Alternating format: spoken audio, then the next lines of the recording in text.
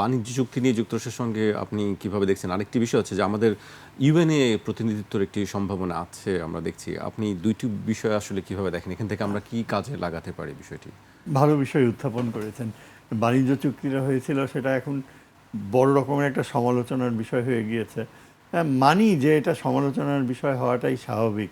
কিন্তু এখানে আমরা দেখতে পাচ্ছি, আমি নাম ধরেই বলছি যে আমাদের লিডিং যারা ইকোনমিস্ট তারা খুব ভয়াবহ রিয়াকশন দিয়েছে। আমি আজকে দেখলাম ডক্টর দেবপ্রিয় ভট্টাচার্য বলল যে আমাদের কি যেন বাস্তবতা বর্ডারের নাকি আরও অন্য কিছু সেটার চেয়েও এই বাণিজ্যিক ডিলটা আমাদের জন্য আরও বেশি মারাত্মক। তারপর প্রফেসর আনু মোহাম্মদ যে একদম নামকরা বামপন্থী নেতা, তিনি স্বাভাবিকভাবেই তার মতাদর্শগত চিন্তায় এই ডিলটাকে একটা মানে মারাত্মক হ্যাঁ, ডিলটা মারাত্মক। কিন্তু আপনি যদি একটু পিছনের দিকে তাকান, ওই সময়টার কথা মনে করেন, হয়তো অনেক কিছু আমরা রিয়েলাইজ করি যে ওই সময়টায় যখন আমাদের পররাষ্ট্রমন্ত্রী, তখন তিনি ছিলেন বোধহয় জাতীয় নিরাপত্তা উপদেষ্টা, সেই পদে থেকেই তিনি আমেরিকার সাথে যে দীর্ঘ আলোচনায় লিপ্ত হয়েছিলেন এবং তৎকালীন কমার্স সেক্রেটারি যিনি ছিলেন, বোধহয় উনি আনফর্চুনেটলি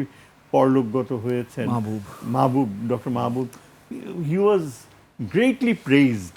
তার যে ডেডিকেশন এবং শিক্ষা এবং পড়াশোনা, সারাদিন সারা রাত তারা পড়াশোনা করে এই ডিলটা করেছে। যখন ইন্ডিয়াকে আমেরিকা পানিশ করছিল 50% ট্যারিফস, আমরা তখন আমেরিকার সাথে 19%-এ অ্যাগ্রি করতে পেরেছি, যার ফলে আমাদের গার্মেন্ট সেক্টরের যে প্রচণ্ড ক্ষোভ যে এটা কি হচ্ছে কি হচ্ছে, তারাও মোটামুটি স্যাটিসফাইড হয়েছিল এবং সেটার মূল্য দিতে হয়েছে।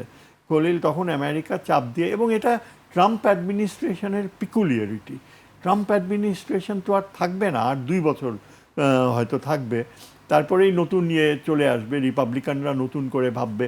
এই যে বাধ্য করা হয়েছে আমাদের মতো দেশগুলোকে যে ঠিক আছে, ট্যারিফে আমরা সহনীয় পর্যায়ে রাখবো, কিন্তু এটা অ্যাগ্রি করতে হবে।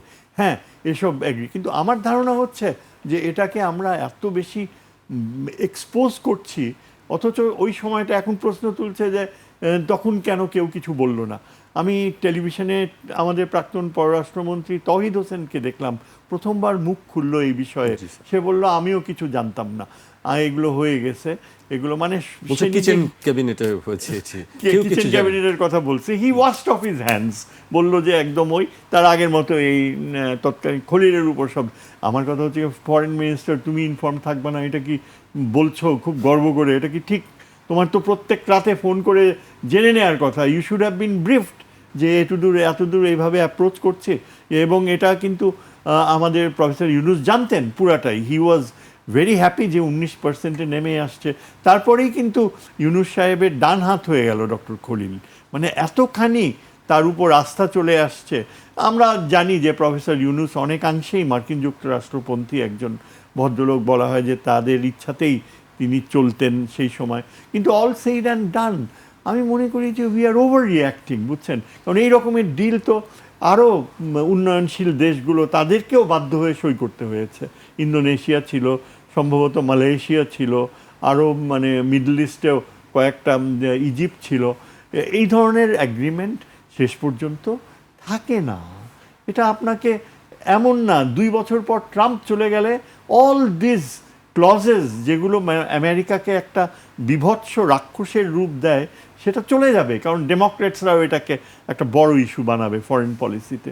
আমার চেয়ে হুমায়ুন আরও ভালো বলতে পারবে, তো এখানে রাষ্ট্রদূত হিসেবে ছিল, যে America every 4 years whatever is the access, যে ট্রাম্পের মতো লোক যা করছে, সেখান থেকে আবার একটা ব্যালেন্সে চলে আসবে ফরেন পলিসি রেলমে। হ্যাঁ, ultra rightist will be there, American এম্পায়ারের পক্ষে ট্রাম্পের ভাষায় বলবে, কিন্তু ট্রাম্পের মতো এত ভয়াবহ নিপীড়নমূলক প্রেসিডেন্ট রিপাবলিকান পার্টি থাকা অসম্ভব।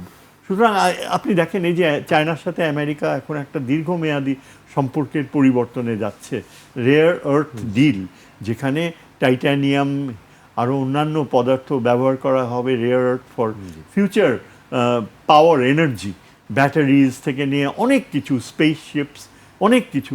সেখানে ট্রাম্প কিন্তু একটা বুদ্ধিবৃত্তিক পথ বেছে নিয়েছে যে চীনের সাথে তাইওয়ান ও অন্যান্য সংঘাতের পথ থেকে সরে আসবে, যার কারণে ইন্ডিয়া কিন্তু খুব চটে গিয়েছে আমেরিকার উপরে। ইন্ডিয়ান লিডারশিপ এখন আমেরিকাকে অ্যাকিউজ করছে যে তোমরা আমাদেরকে বিট্রে করছো, চীনের সাথে কেন সম্পর্ক উন্নয়নের পথে যাচ্ছ। আমার কথা হচ্ছে এটা তো বাংলাদেশের জন্য ইটস গুড নিউজ।